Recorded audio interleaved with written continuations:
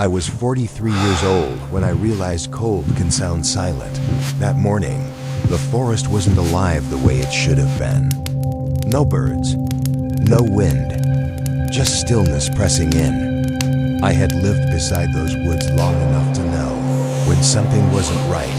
That's when I saw them, two small shapes in the snow, barely moving. I thought they were animals at first, until one of them lifted its head and reached out toward me.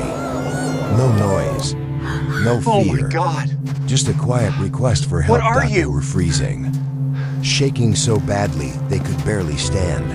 I knew walking closer was dangerous. If there were babies, their mother had to be nearby. But standing there, watching them fade in the cold, I understood something clearly. If I turned away, they would die. I took one step forward. That single step changed my life forever. I was 43 years old, living alone in a small cabin near the edge of the forest. Most days followed the same rhythm: wake up with the sun, tend to a few chores, walk the trails I had memorized over the years, then settle in for a quiet evening by the fire.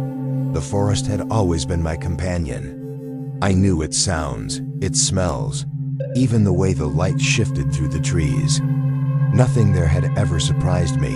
Life was simple, and I liked it that way. I didn't need much, just the calm of the woods and the steady routine I had built.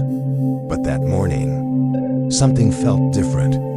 Something in the air made my chest tighten, as if the forest itself was holding its breath. That morning was colder than usual, a deep, biting cold that made the hairs on my arms stand on end. I stepped outside my cabin and immediately noticed it. The forest felt different. Normally, there was a soft chorus of birds, the rustle of small animals moving in the underbrush, even the wind whispering through the pines. But this morning, there was nothing. No sound at all. Just an eerie, frozen stillness that pressed in on me from all sides. I paused on the porch and let my eyes sweep the clearing. Every branch, every snow-covered bush, every trail I had walked 100 times seemed to hold its breath. The silence wasn't peaceful, it was heavy, almost watching. I had lived here long enough to know the difference. Something was wrong. Asterisk, asterisk, asterisk. The cold made my chest tighten, but it wasn't just the temperature. It was instinct, a gut feeling that set my teeth on edge. My hands clenched without thinking, and I felt my pulse quicken. Usually mornings like this were routine, predictable.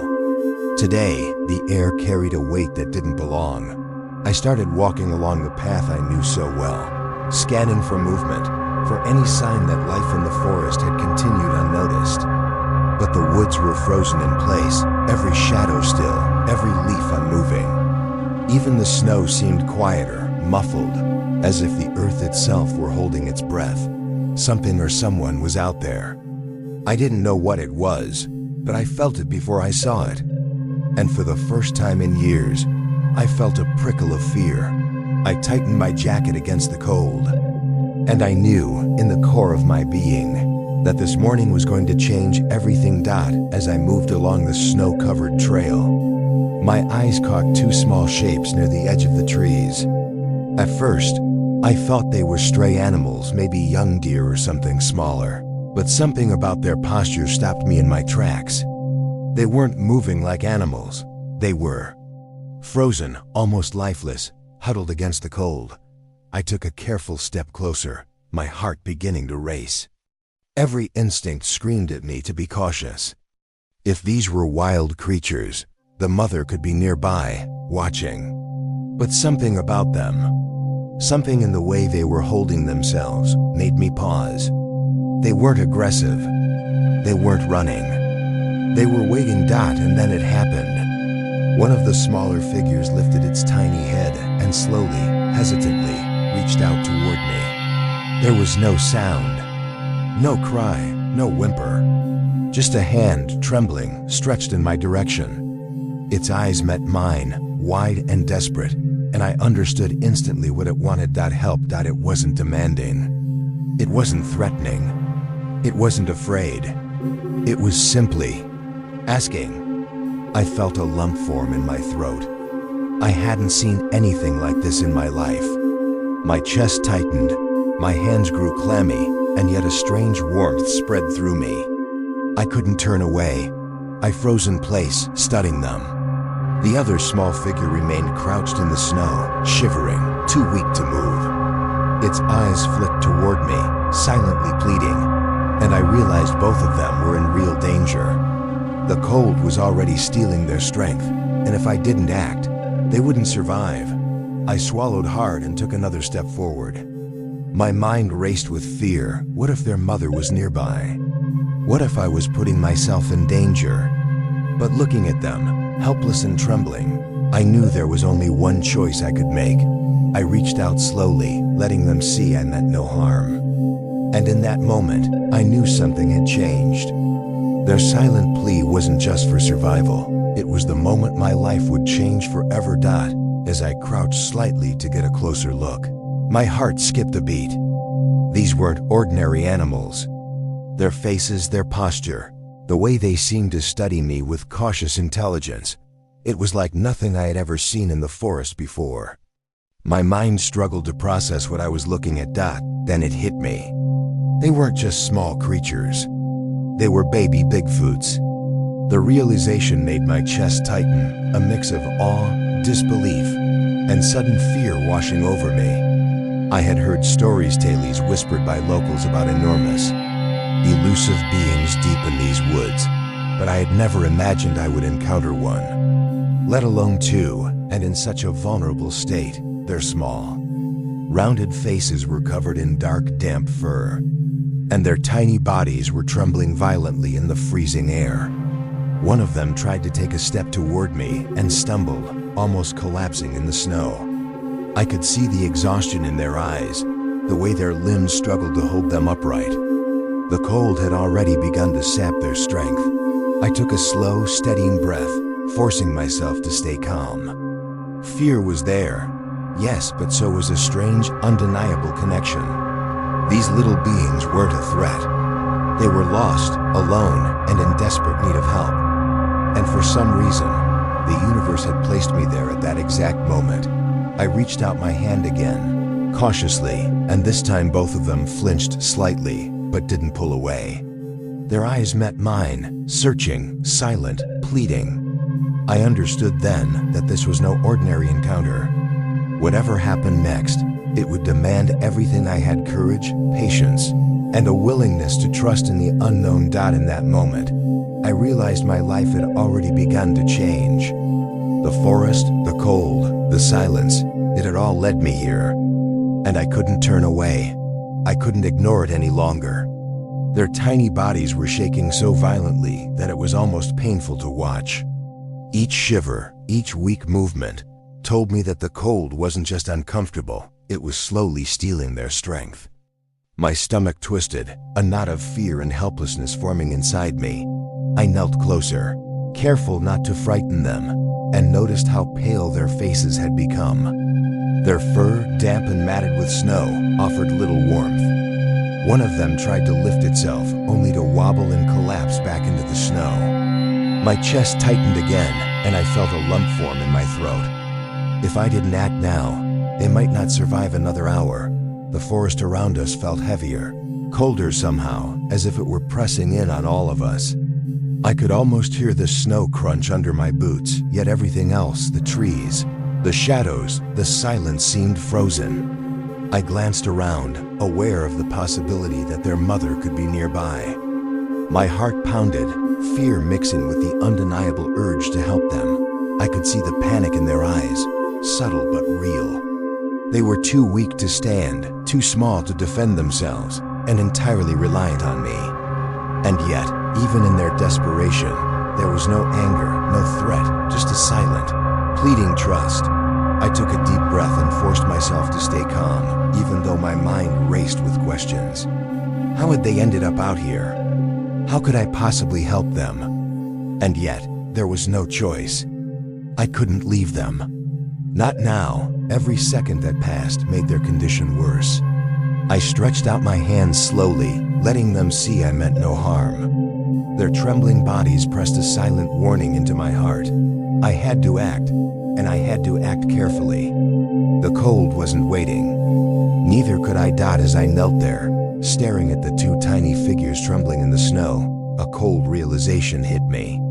If these were babies, their mother had to be somewhere close. Somewhere watching. Somewhere assessing me, judging whether I was a threat. My pulse jumped, and the hairs on my arms stood on end. I froze, listening intently. The forest remained silent, too silent, but I could almost feel it shifting. Each branch seemed to hold its breath. Each shadow pressed a little closer. I knew instinctively that the adult wasn't far. And I also knew the stories of the massive creatures that roamed these woods, protective, territorial, and capable of terrifying speed. A knot of fear twisted in my stomach. I weighed my options. I could step back slowly and retreat, giving them a chance to escape. It would be the safe choice. I could save myself, and maybe, in my absence, they'd find their way. But my gaze fell on the smaller figure that had reached for me earlier. Its wide, trusting eyes met mine again, and something inside me shifted.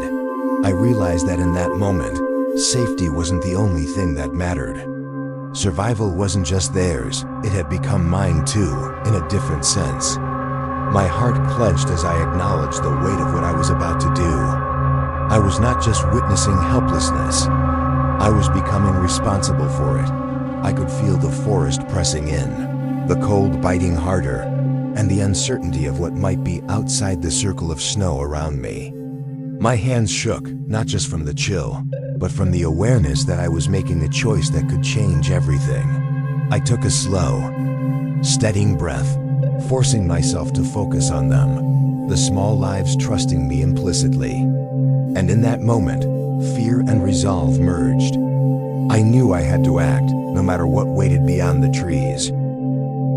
I stood there, frozen for a moment, staring down at the two tiny figures in the snow. My mind was a swirl of fear, caution, and the cold that bit through my clothes and into my bones.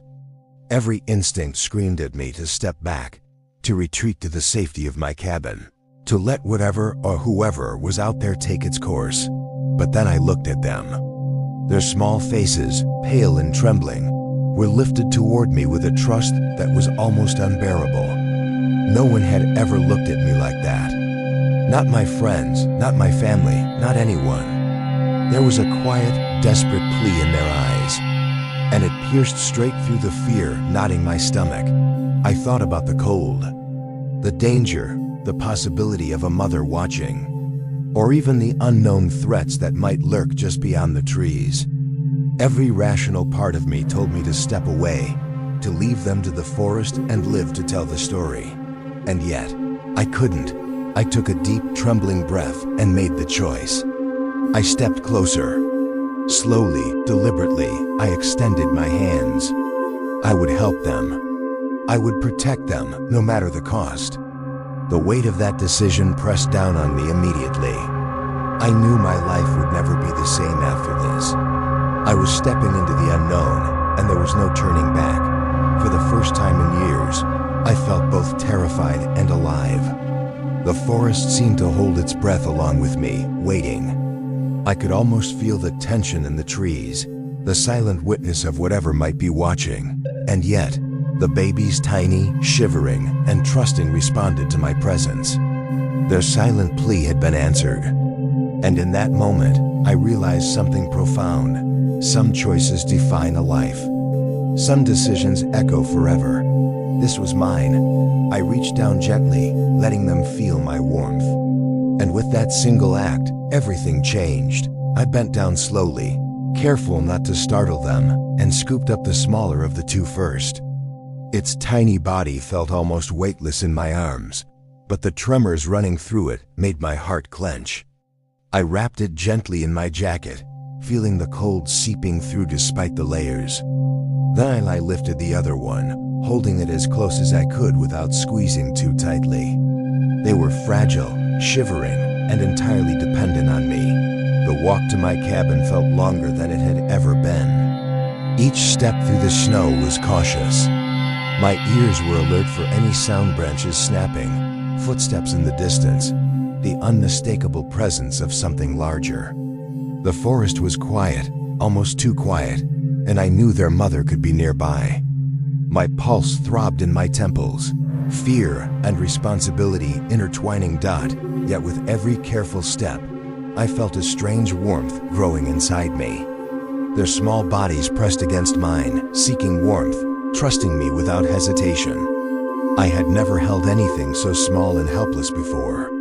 The bond was instant, unspoken, and profound. I whispered softly to them, though I wasn't sure they could understand, just to keep my voice calm and reassuring. "You're safe now," I said, more to steady myself than to comfort them. "I won't let anything happen to you." The snow crunched under my boots. Every so often, one of them shifted slightly, nuzzling closer into my chest, as if confirming that I was indeed the one who would protect them. And in that moment, fear and awe collided. I was terrified of what might be waiting for me outside, yet completely committed to what I was doing. When I finally reached the cabin door, I exhaled a long, shivering breath. I set them down gently on the porch, wrapping them tighter in blankets I had pulled inside. Their tiny eyes met mine again, trusting and vulnerable, and I knew without a doubt that I couldn't have turned back. I had brought them to safety. And somehow, in doing so, I had begun a bond I would never forget. Once inside the cabin, I moved as quickly as I could. The fire was cold from the morning frost, so I stacked kindling and struck a match. Sparks caught immediately, and the small flame grew into a steady warmth that filled the room. I spread blankets on the floor, careful to make a soft, safe space for them. I lifted the first baby from my jacket and wrapped it gently in a thick blanket. Its small body was still trembling, and I could feel the shivers running deep.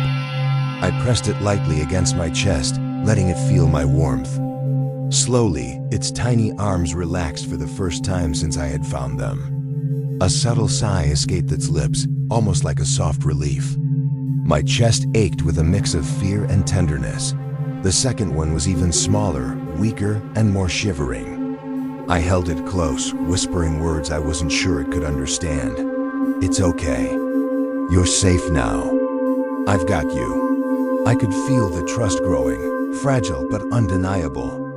They were no longer just creatures in the snow, they were lives depending entirely on me, and I couldn't fail them. I worked quickly to dry their damp fur with soft cloths, wrapping them individually. Gradually, their bodies stopped trembling so violently, though they still shivered from the cold that had soaked into their tiny frames. I could see their eyes grow a little brighter, their breathing steadier, and I felt a profound sense of relief mixed with awe. At one point, one of them nuzzled into my chest, instinctively seeking warmth. I froze for a moment, realizing how deep the bond was forming already. Their trust wasn't just fragile, it was sacred. And in that silence, I understood something I had never felt before. These small lives had chosen me, and I had chosen them. For the first time since that morning, I felt hope. The cold hadn't claimed them yet. And with a little warmth, care, and patience, maybe, just maybe, we could all make it through. By the time the fire had grown stronger, the room was filled with a gentle warmth, the kind that seeps into your bones and makes the chill of the morning feel distant. I sat on the floor, wrapped in my own coat, and watched them slowly settle on the blankets. They were still trembling, but not as violently as before. Each breath they took seemed a little steadier, a little calmer, and I felt my own tension ease with theirs. That had happened. One of the babies, the smaller of the two, crawled a few inches closer to me. Its tiny hand reached out and wrapped around my finger. A soft, hesitant gesture, but filled with meaning. My chest tightened. I could feel the weight of their trust pressing into me, and it was overwhelming. I had never been looked at like that, so openly, so unconditionally. I whispered softly, "It's okay. You're safe now. I won't let anything happen to you." My words were simple, almost instinctive, but they seemed to resonate. The baby relaxed further, nuzzling against my coat. The other one watched silently, but I could see it shifting slightly, as if trying to mirror that same trust dot in that quiet room. With only the crackling fire and our shared breaths filling the space, I realized something profound. This was no longer about fear or danger or even the cold. It was about connection. They had chosen to trust me, and I had chosen to protect them. That small gesture, just a tiny hand wrapped around mine, was enough to seal it. I felt a deep, almost overwhelming sense of responsibility. I wasn't just keeping them alive. I was becoming part of their world, however briefly, and they were becoming part of mine. And in that silent, trembling bond, I understood something I hadn't before. Trust, once given, is a quiet kind of miracle. For the first time that day, I smiled. They had trusted me, and I would not betray them. The room was quiet now. The only sound, the gentle crackle of the fire and the soft breaths of the two babies nestled on the blankets. For a moment, I allowed myself to relax, thinking the worst was behind me. But then I heard a subtle, heavy thud outside the cabin. My heart jumped into my throat. I froze, listening intently. There it was again, slow, deliberate steps, pressing into the snow. Not light, not accidental. Something large was moving through the forest. My chest tightened, and a cold wave of fear ran through me. I had known all along that their mother could be nearby, but hearing it now, feeling the ground shift under the weight of something enormous, made it real. The baby stirred slightly, their tiny bodies tensing. I could see their trust in me hold steady, but I knew they were aware of the presence too. The air seemed to thicken, as though the forest itself had drawn closer, waiting. My pulse quickened, but I forced myself to breathe slowly, to stay calm. Panic wouldn't help either of us. I crept to the window, careful not to make any sudden movement. Through the frost-lined glass, I could see shadows moving among the trees, too massive to be anything I had ever seen. My mind raced. What would happen if the mother came too close? Would she see me as a threat? Or would she recognize that I was the one who had kept her babies alive? I glanced back at the small figures huddled in the blankets. Their trust, their vulnerability, anchored me. I could not abandon them now, not for fear, not for anything. The thuds grew closer, deliberate, measured, and the air seemed to hum with anticipation. I knew the encounter I had been preparing for in my mind had arrived. The mother was near. And however this ended, there was no turning back. I took a deep breath, steadying myself and prepared to face whatever was coming. The babies stirred again, tiny hands clinging to me, and I realized I would protect them, no matter what waited beyond the door. I slowly opened the cabin door, every muscle in my body tense. The snow outside had shifted slightly, leaving deep impressions in the ground. And there she was, a massive, towering figure standing just beyond the threshold. Her fur was dark and thick, streaked with frost, and her presence filled the clearing like nothing I had ever felt before. My breath caught. She didn't roar, didn't growl, didn't charge. She just stood there, watching. Her eyes large, deep, intelligent, locked onto mine, and I felt something shift inside me. There was no anger, no threat, only concern. A quiet, watchful presence that seemed to measure me, to understand my intentions before I even spoke. The babies stirred at my feet, sensing her, but they didn't cry. I could feel their tiny bodies relax slightly, as though they recognized her as home. I held my hands out slowly, keeping my movements deliberate, making sure she understood I meant no harm. Time seemed to stretch. Each heartbeat echoed in the quiet cabin. Then, almost imperceptibly, she lowered her head, scanning the babies. Her massive hand reached toward them, gently gathering them one by one. I stayed still, frozen with awe and a little fear, knowing I was witnessing something extraordinary, trust in its purest, most silent form. One of the babies looked back at me, eyes wide, and I felt a pang in my chest. But the mother's gaze was calm, reassuring, and protective. She carried them with care, as though cradling something fragile and precious. And then, just as quietly as she had appeared, she turned toward the trees. The snow pressed down under her weight. The clearing seemed to hold its breath, and she disappeared into the forest, leaving me standing on the cabin porch, heart pounding, chest tight with emotion. I closed the door slowly, exhaling a shivering breath. The room was still and warm now, the baby's gone, but the impact of what I had just witnessed lingered in me. I realized that some moments in life don't need words. Some trust is beyond language. And some connections, no matter how brief, change you forever. The forest was quiet again, the kind of silence that feels alive in its own way. I sat by the fire, still feeling the warmth from earlier, and let my thoughts settle. The two babies were gone, returned to their mother, and the weight of what I had witnessed pressed gently on my chest. I couldn't stop thinking about their tiny hands, the way they had reached for me, and the trust they had placed in someone they barely knew. I realized that morning had changed me in ways I couldn't have imagined. I had faced fear, uncertainty, and the unknown, and I had chosen to act anyway. That decision had not only saved lives, but had shown me something profound about connection, responsibility, and the quiet strength that acts even now. Days later, I can still see the mother's eyes, calm and intelligent, filled with understanding. As she gathered her babies, I can feel the warmth of their small bodies pressed against me. The way their trust made me feel alive and needed. Some moments in life are brief, yet their impact lasts forever.